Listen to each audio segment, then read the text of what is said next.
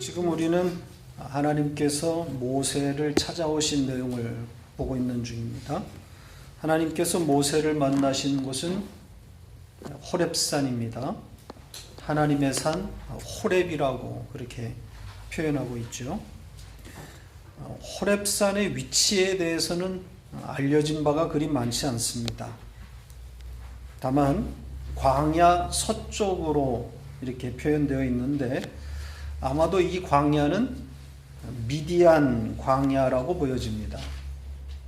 모세가 양떼를 이끌고 미디안에서부터 광야를 질러서 서쪽으로 꽤 이동한 것으로 그렇게 추측이 됩니다. 그러니까 매일 출퇴근하는 그런 이동이 아니라 장시간의 여행인 듯 합니다. 우선 호렙산을 추적해 보는 것으로 오늘 설교를 시작해 볼까 합니다. 이 호렙산을 추측할 수 있는 단서가 오늘 본문 중에 있는지 좀 볼 필요가 있겠죠. 이 산에 대한 추가적인 내용이 어디에 있습니까? 몇 절에 있죠? 이 산에서 어떤 일이 일어날 것이라고 예고되어 있습니까?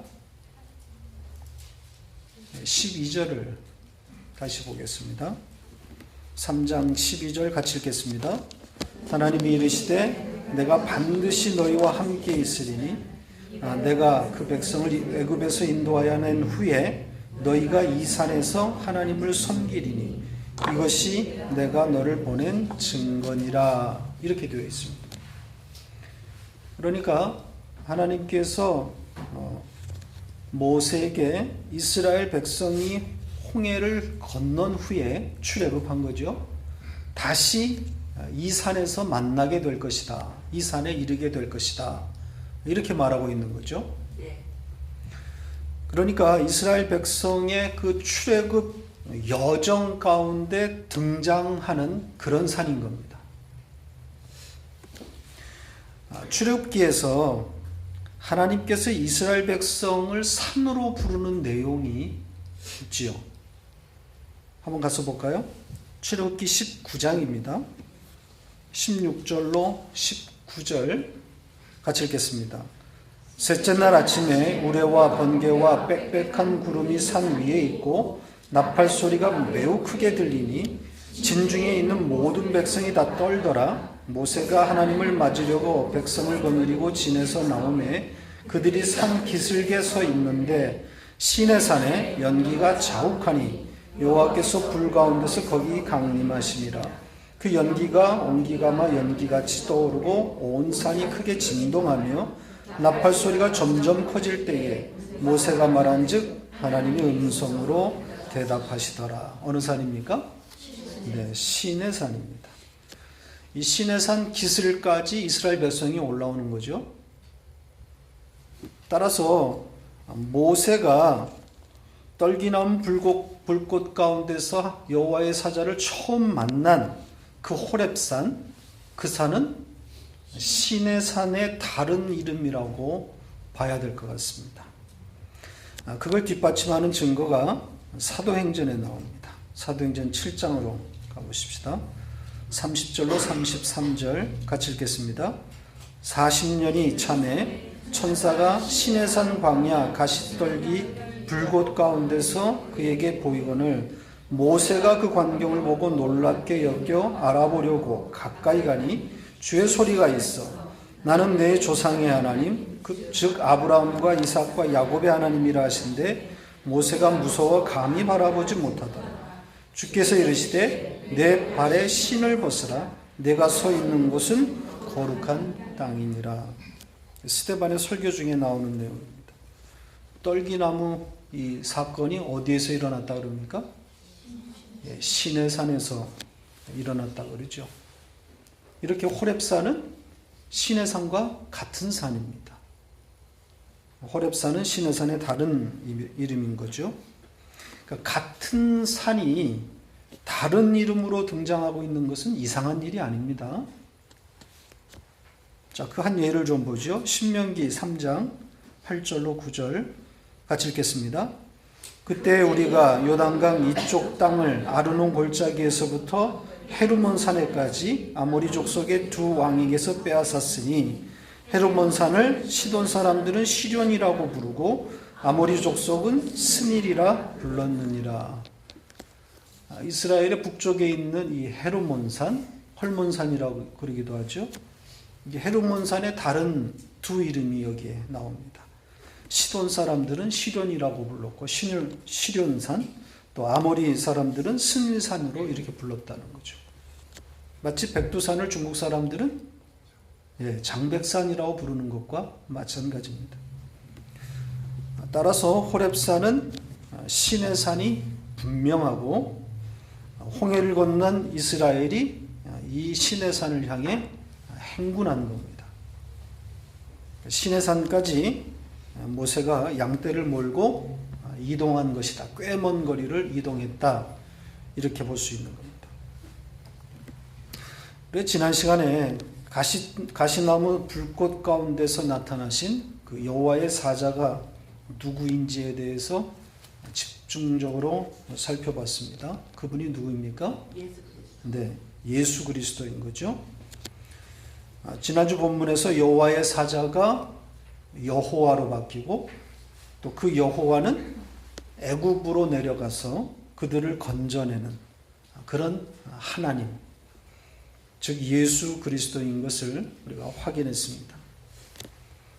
오늘은 좀 더 그 뒷부분을 살펴본 후에 여호와의 이름에 대해서 공부하도록 이렇게 하겠습니다. 그 여호와의 사자가 떨기나무 불꽃 가운데 나타나시고 모세에게 신을 벗으라고 명령합니다. 왜 신을 벗으라고 했던 거죠? 네, 그가 밟은 땅이 거룩하기 때문이라고 했습니다. 그가 밟고 있는 이 호렙산은 뭘 모형하는 거죠? 하나님 나라 천국을 모형하는 거룩한 곳입니다. 하나님의 나라에서는 어떻게 해야 되는 거예요? 신을 벗어야 하는 겁니다. 신을 벗는 것과 거룩은 어떤 관계에 있는 거죠? 신을 벗는다고 하는 것은 망함이라고 그랬습니다. 죽는 것이라고 그랬어요. 그래서 나 없음, 나 죽었음, 나 가치 없음인 거죠. 그렇게 신을 벗자 여호와께서 모세에게 자신을 계시하십니다. 어떻게 하나님께서 자신을 표현하셨다고요? 아브라함의 하나님, 이삭의 하나님, 야곱의 하나님이라고 당신을 나타내시죠. 그러자 모세에게 두려움이 엄습합니다. 자기에게 신을 벗으라고 하는 그 존재가 누구인지 알았기 때문인 겁니다. 그리고 죽게 된 자신을 보게 된 거죠. 이것이 죽었으나 살아난 자의 모습입니다. 생명이 들어왔을 때 일어나는 현상인 거죠. 나 망함, 나 망했음, 나 죽었음, 나 없음, 나 가치 없음을 알게 되는 것인데 그것을 생명이라 그래요. 이렇게 신을 벗고 비로소 살아난 모세가 이제 하나님과 대화를 하게 되는 겁니다. 7절을 보세요. 하나님께서 취하신 행동들이 열거되어 있습니다. 거기에 등장하는 동사들을 잘 보시기 바랍니다. 하나님께서 어떻게 하셨다고 합니까? 하나님께서 보시고, 그 동사들을 보세요. 하나님이 보셨고 또 들으셨고 그리고 아셨다고 되어 있죠. 그리고 8절에 가서는 직접 내려가셨, 그리고 그들을 건져내십니다. 그러니까 하나님께서 자기의 택한 백성들을 어떻게 대하고 있는지를 잘 담고 있는 구절이죠. 당신의 백성들의 고통을 보시고 또 그들의 신음소리를 들으시고 그 근심을 아신다고 합니다. 그러니까 우리의 사정을 다 보고 계시는 것이고 우리의 기도를 들으시는 것이고 우리의 형편을 우리보다도 더 잘 알고 계시는 겁니다. 어떻습니까? 위로가 되시죠? 네. 위로가 될 뿐 아니라 사실은 두려운 거죠. 두렵기까지 한 겁니다. 자, 시편 139편에 그 다윗의 한번 고백을 볼까요? 1절로 4절 같이 읽겠습니다. 여호와여, 주께서 나를 살펴보셨으므로 나를 아시나이다. 주께서 내가 앉고 일어섬을 아시고 멀리서도 나의 생각을 밝히 아시오며 나의 모든 길과 내가 눕는 것을 살펴보셨으므로 나의 모든 행위를 익히 아시오니 여호와여, 내 혀의 말을 알지 못하시는 것이 하나도 없으시니이다. 다윗이 어떤 상황에서 어떤 배경으로 이 시를 지었는지 알 수는 없지만 아마도 자기가 지었던 그 극악한 못된 짓들을 회상하는 시라고 추측이 됩니다. 모든 것을 보고 계시고 듣고 계시고 알고 계시는 그 하나님을 고백하고 있는 겁니다. 그런데 이런 하나님의 행동들의 목표 지점을 바로 알아야 됩니다. 그냥 우리의 모든 처지와 형편을 아시는 하나님으로 끝나서는 안 되는 거죠. 그 행동들이 끌고 가는 목표 지점을 알고 있어야 되는 겁니다. 그 목표 지점이 생략되면 그냥 하나님은 여러 신들 중에 하나, 그냥 평범한 신으로 전락하게 되는 겁니다. 우리의 모든 사정을 다 아시는 분, 그거로 끝나버리면 그냥 평범한 거죠. 모든 신들이 다 그것을 하기 때문에. 그렇기 때문에 반드시 8절과 연결시켜야 되는 겁니다. 당신의 백성들을 관찰하시고 다 알고 계신 하나님이 그들을 어떻게 하시는 거죠?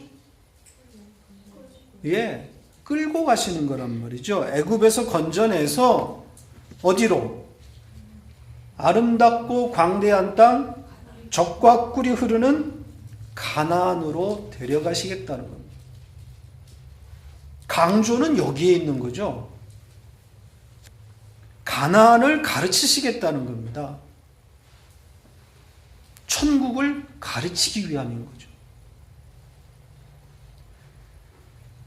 자, 그리고 하나님께서 데리고 가시겠다고 하는 가나안을 어떻게 표현하고 있는지를 좀 살펴보죠. 아름답고 광대한 땅, 젖과 꿀이 흐르는 땅이라고 그렇게 표현이 되어 있습니다. 이 표현들은 모두 상징적으로 이해하셔야 됩니다. 문자적인 뜻이 아닙니다. 왜냐하면 실제로는 그 가나안 땅이 아름답지도 않고 광활한 땅도 아니고 젖과 꿀이 흐르는 기름진 땅도 아니기 때문입니다.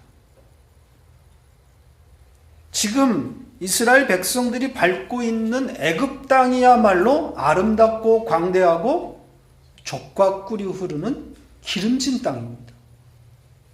물이 풍부하기 때문에 하늘이 비를 내려주지 않아도 얼마든지 버틸 수 있는 좋은 땅입니다. 그러나 요단 건너편의 이 가나안은 하늘이 비를 내려주지 않으면 열매를 맺을 수 없는 척박한 땅이란 말이죠. 자, 이렇게 척박한 땅을 왜 아름답다고 표현했는지, 그리고 애굽에 비하면 좁디 좁은 땅을 왜 광대하다고 표현했는지, 또 천수답 농사만 가능한 그 땅을 왜 젖과 꿀이 흐르는 기름진 땅이라고 표현했는지를 잘 이해하셔야 되는 거죠. 자, 여기 아름답다라고 번역한 단어가 뭐겠어요? 아름답다. 이 토부입니다. 선이라는 거죠. 토부의 땅입니다. 토부를 담고 있는 땅이라고 할 수 있죠. 그러니까 하늘을 바라봐야만 살 수 있는 땅인 겁니다. 하나님만 토부 아닙니까? 그러니까 선이신 하나님이 직접 다스린다고 하는 상징이 담겨 있는 거예요. 아름답다라고 하는 것은. 그리고 이 광대하다라는 이 단어도 살펴보면 재미있습니다. 라하브라고 하는 단어거든요. 그 뜻은 거만하다, 넓다, 크다 이런 뜻을 가지고 있습니다. 그런데 이런 뜻을 가진 여성이 한 분 있죠. 이 이름을 가진 여자 누굽니까? 라합입니다. 여호수아에 등장하는 이 라합이라는 정확히 같은 단어예요. 그러니까 라합의 땅이다라는 의미도 있는 거죠. 하나님의 백성을 대표하는 라합들의 땅이라는 겁니다. 단순히 넓다라는 것이 아니라 하나님의 백성들이 밟고 서게 되는 그 땅이다라는 의미를 담고 있는 겁니다. 이 광대하다라고 하는 것은. 젖과 꿀이 흐른다는 것도 상징입니다. 좋은 땅 아닙니다. 척박한 땅이에요. 그러니까 하나님의 다스림을 비유적으로 표현하고 있는 거예요. 그러니까 진정한 행복, 진정한 가치를 담고 있는 그런 땅이다. 이런 의미인 거죠. 하나님이 다스리시고 그 다스림을 따라 사는 하나님의 백성들이 있는 곳, 이런 의미예요. 그러니까 물리적인 가나안은 아무 의미 없습니다. 거기 성지 아닙니다.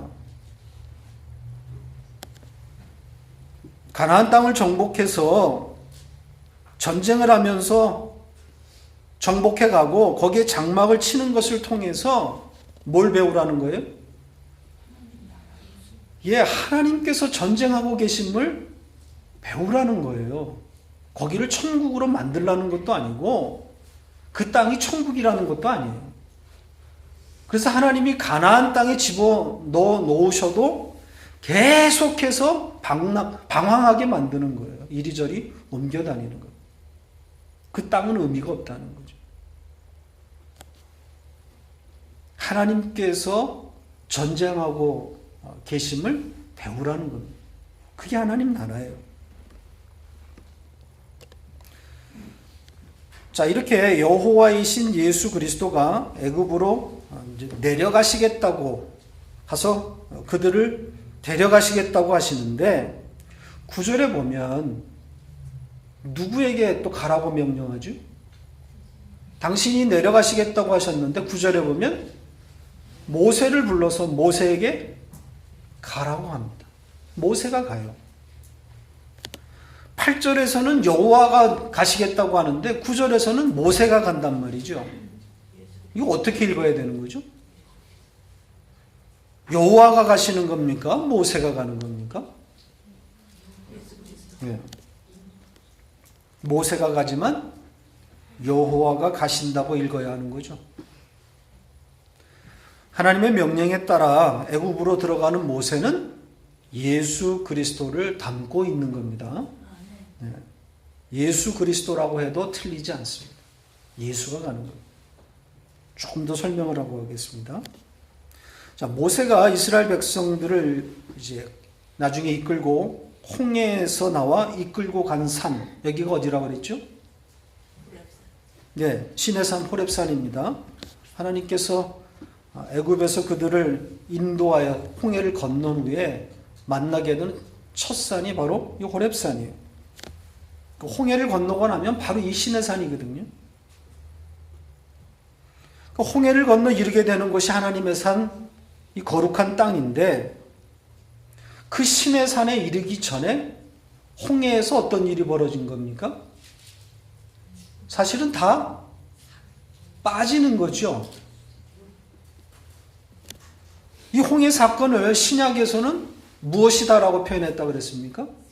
세례라고 표현했습니다. 다 빠져 죽는 거란 말이죠. 확인하고 가죠. 고린도전서 10장 1절로 2절 같이 읽겠습니다. 형제들아, 나는 너희가 알지 못하기를 원하지 아니하노니 우리 조상들이 다 구름 아래에 있고 바다 가운데로 지나며 모세에게 속하여 다 구름과 바다에서 세례를 받고, 홍해 사건을 세례라고 그렇게 표현하고 있습니다. 그런데 누구에게 속한 세례입니까? 모세에게 속한 세례예요. 무슨 뜻입니까? 예수 그리스도와 함께 세례받은 거죠. 그러니까 예수 그리스도의 세례를 말하는 거예요.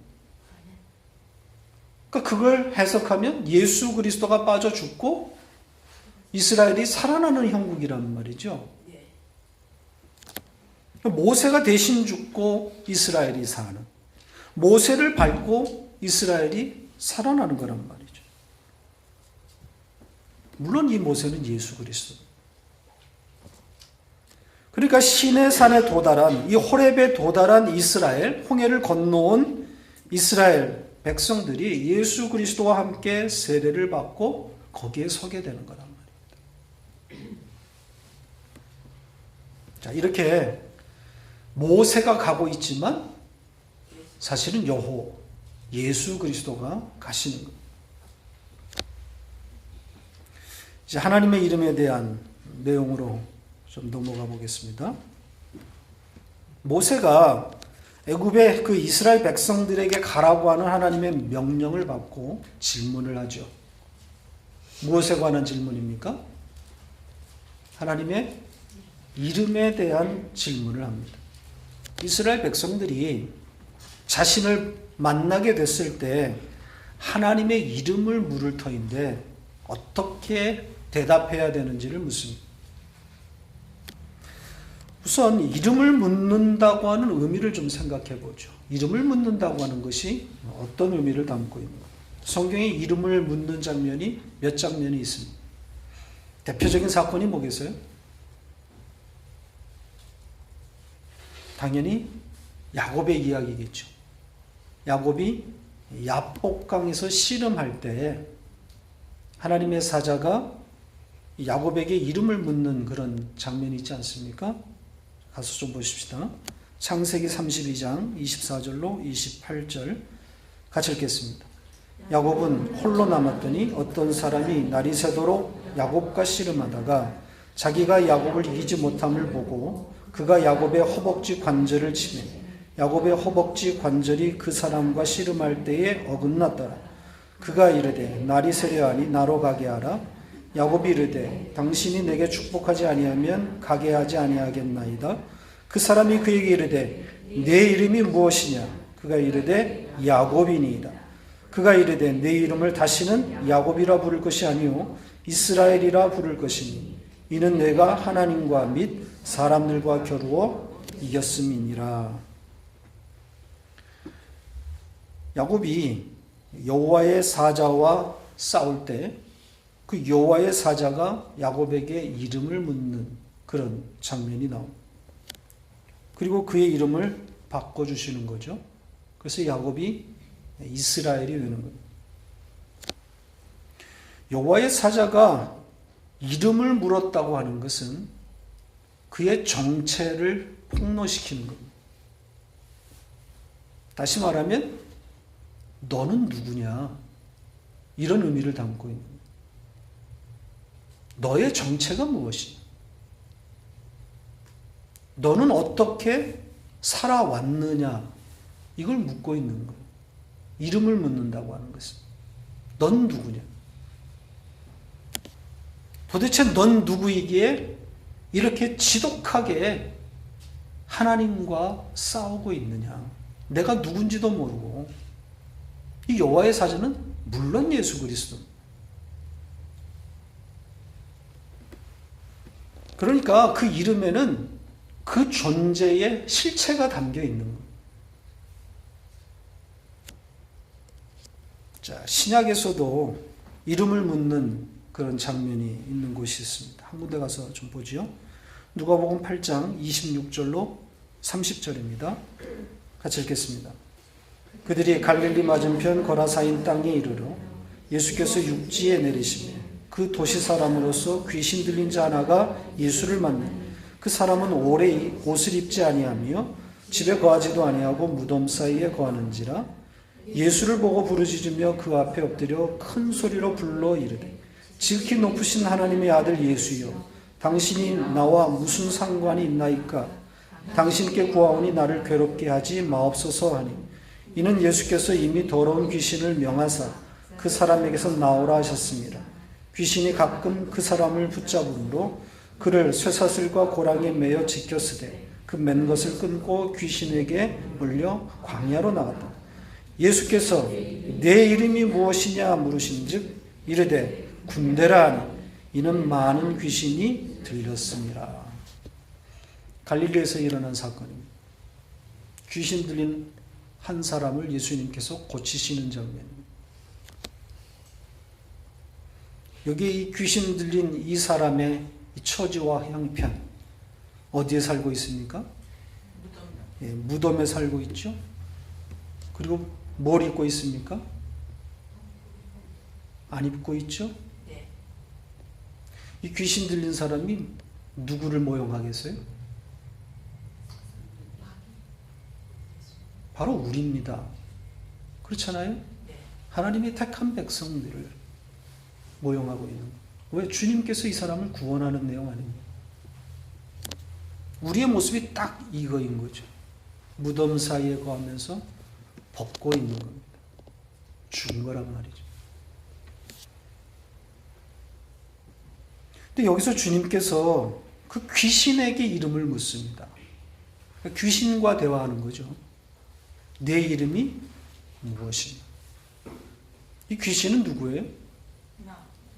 마귀입니다. 마귀가 대답을 해요. 자기의 이름을. 뭐라고요? 군대라. 많다라는. 힘이 세다. 그러니까 여기서 그 이름, 마귀의 그 이름에는 그 마귀의 성격을 그대로 담고 있는 거예요. 많음, 강함. 마귀의 실체를 말하고 있는 힘이 셈. 이렇게 이름은 그 존재의 의미를 담고 있는 겁니다. 자, 그렇다면 여러분의 이름은 뭐예요? 여러분의 이름은 뭡니까? 죄인입니까?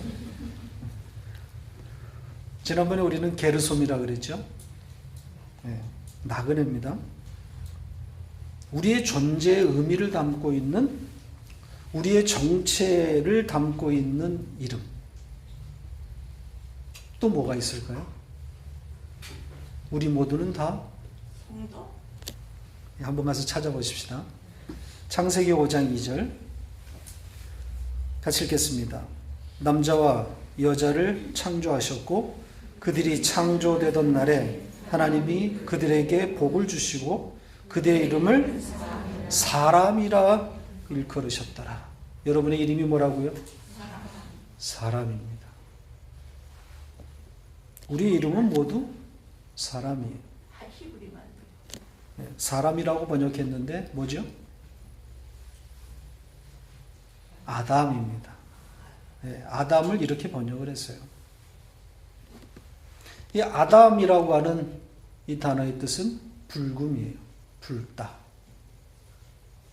그래서 흙에서 왔음을 말하고 있는 겁니다. 존재의 의미를 담고 있는 우리는 땅에서 왔다. 이렇게 이름은 그 존재의 의미가 되는 거예요. 그러니까 모세가 지금 하나님의 이름을 묻는 것은 하나님에게 어떤 이름이 있어서가 아니라 하나님의 존재를 어떻게 설명해야 할지를 고민하고 있는 거예요. 하나님의 이름이 이 출애굽기 3장에 최초로 언급된 것은 아니에요. 하나님의 이름은 이전에 이미 있었어요. 이미 창세기에 하나님의 이름이 등장을 합니다. 좀 확인하고 가죠. 창세기 4장 26절 같이 읽겠습니다. 셋도 아들을 낳고 그의 이름을 에노스라 하였으며 그때의 사람들이 비로소 여호와의 이름을 불렀더라. 이미 여호와의 이름을 불렀습니다. 가인이 죽인 아벨을 대신해서 하나님께서 셋이라고 하는 아들을 아담에게 주었죠. 그리고 그의 아들 에노스 때에 이미 하나님의 이름이 등장을 합니다. 여호와의 이름을 불러요. 또 이뿐 아니라 아브라함도 하나님의 이름을 불렀습니다. 창세기 12장을 가보죠. 6절로 9절 같이 읽겠습니다. 아브라함이 그 땅을 지나 세겜 땅 모래 상수리 나무에 이르니 그때 가나안 사람이 그 땅에 거주하였더라. 여호와께서 아브라함에게 나타나 이르시되 내가 이 땅을 내 자손에게 주리라 하신지라. 자기에게 나타나신 여호와께 그가 그곳에서 제단을 쌓고 거기서 베델 동쪽 산으로 옮겨 장막을 치니 서쪽은 베델이요 동쪽은 아이라. 그가 그곳에서 여호와께 제단을 쌓고 여호와의 이름을 부르더니 점점 남방으로 옮겨갔더라. 아브라함이 이 세겜 땅 모래 상수리 나무에서 거기 주저앉아 있었잖아요. 근데 주님이 찾아오십니다. 하나님이 찾아오시죠. 이 모래 상수리 나무에 대해서는 설명을 여러 번 드렸죠. 네. 이방 신전 우상을 의미한다 그랬습니다. 이 모래라고 하는 이 말은 이 박수, 제사장 그런 뜻이라고 그랬잖아요. 거기서 하나님께서 찾아오시고 언약을 다시 재확인받고 제단을 쌓고 거기서 번제를 드리는데 그때 여호와의 이름을 부릅니다. 하나님의 이름을 불렀단 말이죠. 그러니까 모세가 여호와의 하나님의 이름을 물은 것은 하나님의 이름이 고유명사로 따로 있기 때문이 아니라 하나님이라고 하는 존재에 대한 물음인 거예요. 하나님 어떤 분이십니까? 어떻게 설명을 해야 됩니까? 이스라엘 백성에게 나를 부르신 그 하나님을 뭐라고 말해야 됩니까? 이런 고민을 지금 말하고 있는 거예요. 따라서 모세의 이 질문에 대한 하나님의 대답도 그런 맥락에서 이해하셔야 되는 거죠. 그러니까 하나님의 이름이 여호와다. 여호와가 하나님의 이름이다. 그냥 이렇게 가시면 안 되는 거죠. 이런 뜻이 아니라는 겁니다. 하나님의 이름은 사실 하나가 아니에요. 바로 이어진 15절만 봐도 그렇지 않습니까? 우리가 다음 주에 읽을 그런 내용이지만 15절을 보세요. 같이 읽겠습니다. 하나님이 또 모세에게 이르시되 너는 이스라엘 자손에게 이같이 이르기를 너희 조상의 하나님 여호와 곧 아브라함의 하나님 이삭의 하나님 야곱의 하나님께서 나를 너희에게 보내셨다 하라. 이는 나의 영원한 이름이요 대대로 기억할 나의 칭언이라. 여호와의 이름이 여러 개가 나옵니다. 한 구절 더 보겠습니다. 사사기 13장 17절 18절입니다. 같이 읽겠습니다. 마노아가 또 여호와의 사자에게 말하되 당신의 이름이 무엇이니까 당신의 말씀이 이루어질 때에 우리가 당신을 존귀히 여기리라 하니 여호와의 사자가 그에게 이르되 어찌하여 내 이름을 묻느냐 내 이름은 기묘자라 하니라. 네. 마노아가 누구죠? 네, 삼손의 어머니입니다. 네. 여호와의 사자를 마노아가 만나게 되는데 이 여호와의 사자는 물론 예수 그리스도입니다. 근데 이 마노아가 여호와의 사자에게 이름을 물어요.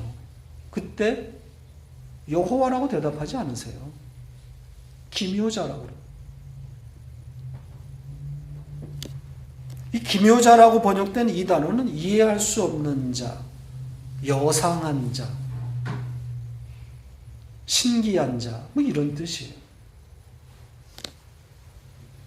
그러니까 이 기묘자라고 하는 이름 속에는 어떤 성격이 담겨 있는 거예요? 이해할 수 없는 자, 여상한 자? 그건 넌 몰라. 이런 뜻이에요. 넌 말해줘도 몰라.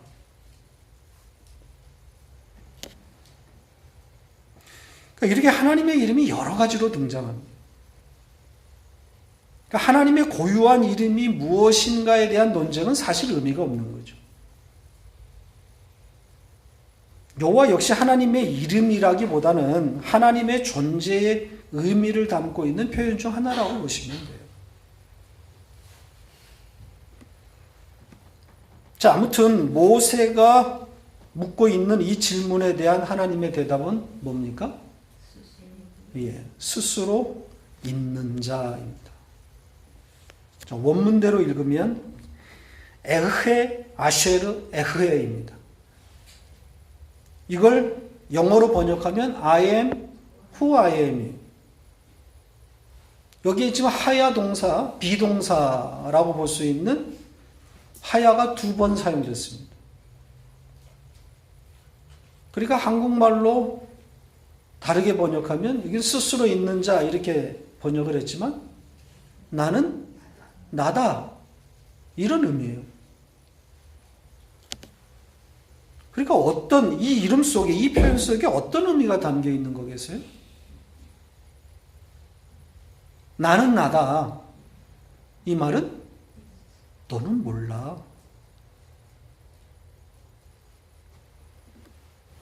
그러니까 하나님의 그 존재 그 자체가 되신다고 하는 것을 지금 담아놓고 있는 거죠. 이걸 어떻게 모세가 이해하겠습니까? 아니면 이스라엘 백성들이 이해하겠습니까?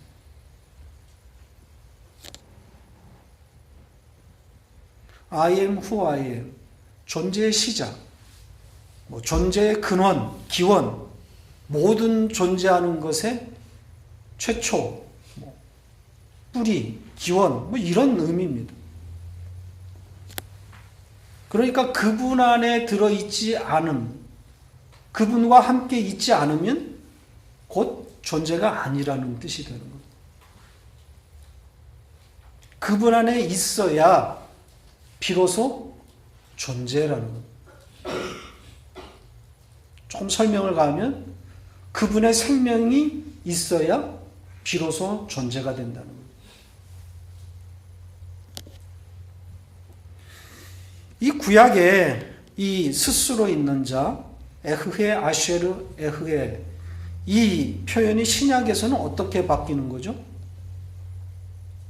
이게 바로 에고에임입니다. 이것도 번역을 하면 에고, 나 자신, I, myself 이런 뜻이잖아요. 에고, 에임이 비동사예요. 그러니까 나는 나 자신은 정말 무엇이다. 이렇게 번역될 수 있는 거죠.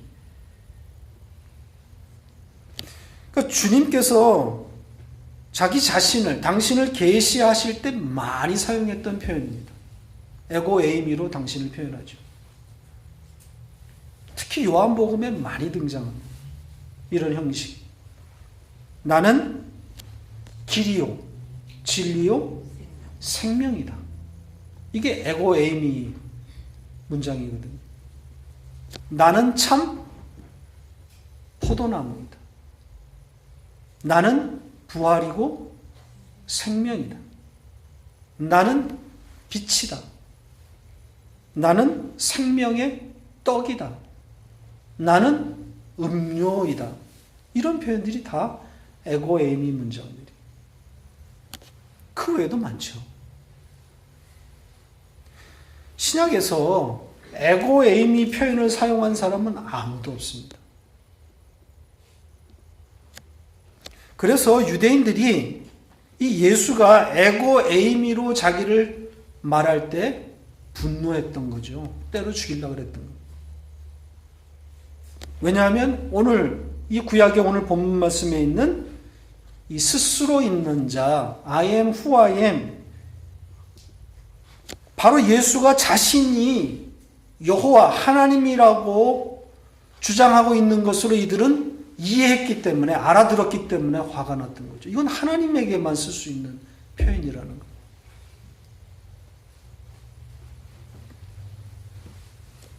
따라서 모세에게 하나님이 가르쳐 주신 이 이름, 나는 나다, 스스로 있는 자라고 하는 것은 이스라엘 백성들이 이해할 수 있는 그런 내용이 사실은 아닌 거죠. 오히려 그 반대일 수 있는 겁니다. 하나님이 당신을 감추고 있는 거죠. 설명할 방법이 없는 거죠. 모세가 이렇게 하나님의 이름을 전달하면 이스라엘 백성들은 당황스러운 거죠. 이렇게 전해들은 이스라엘이 과연 그 하나님의 이름을 이해하고 모세를 따라서 과연 출애굽을 할 수 있겠어요? 하나님이 이렇게 당신의 이름을 밝혔다고 이스라엘 백성들이 아 맞구나 그렇게 그들이 이해하고 따라갈 수 있겠냐고. 그렇지 않습니다. 이 표현은 너희가 알 수 있는 존재가 아니다라는 것을 오히려 담고 있는 거죠. 그래서 하나님의 그 이름 때문에 사실은 이스라엘 백성들이 따라 나서는 게 아니라 어떤 일들이 계속 벌어지는 거죠? 바로를 통해서 이적들이 등장을 하는 겁니다. 그걸 봐야 이스라엘 백성들은 아, 하나님이 모세와 함께 하는구나. 그렇게 이해하고 따라가게 되는 거죠. 10가지 재앙을 통해서 하나님께서 지금 말씀하시고 있는 그 이름의 뜻을 보여주시는 겁니다. 내가 바로 스스로 있는 자, 내가 바로 나, 존재 그 자체이다. 이것을 이 바로를 통해서 계시하고 있는 겁니다. 오늘은 여기까지 하도록 하겠습니다.